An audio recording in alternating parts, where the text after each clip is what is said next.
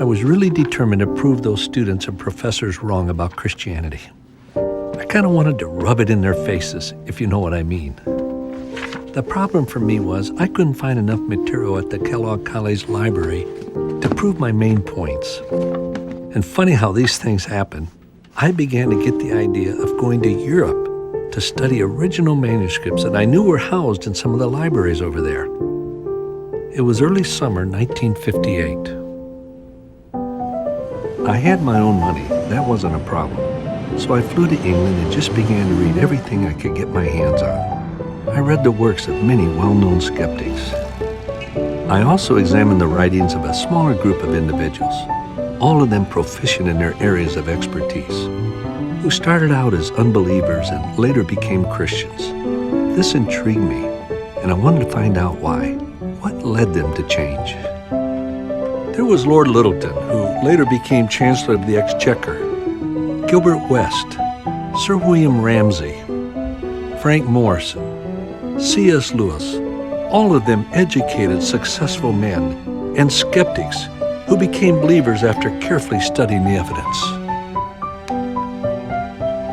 On the same trip, I went to Germany, France, and Switzerland. I'd go into various museums and libraries and look into the glass display cases holding rare books and manuscripts.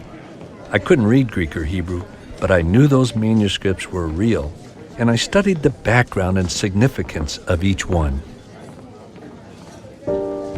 I made my way back to England, and just a day or two before my return trip to the States, I went to a library in the northeastern edge of London. It was a small library someone had told me about, and it had several books and manuscripts I wanted to study.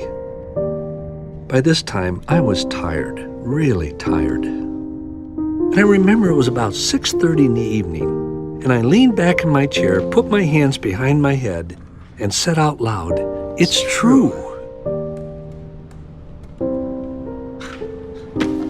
I said it again. It's true. And again. It's true.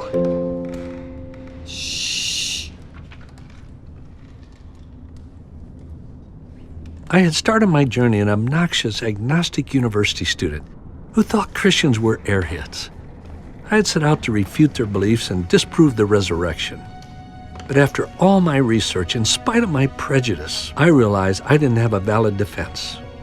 The historical evidence all pointed the other way, and I realized my rejection of the Bible and Christianity was based more on emotion than intellect. I wasn't ready to become a Christian, but I had to admit there was compelling evidence to consider, evidence that demanded a verdict.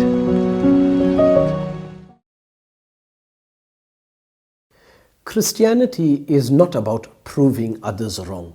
No, Christianity is about experiencing Christ for yourself. There is overwhelming evidence to prove the authenticity of the Bible and the credibility of Christianity. But in order to experience the joy and the reality of Christianity and Christ of the Bible, we have to immerse ourselves into the Word of God so that the Word of God becomes alive in our own lives. It is only by this personal immersion in the Word of God will we be able to say that we have tasted and we have seen, and indeed the Bible is true, Jesus is real, and yes, we are God's creation.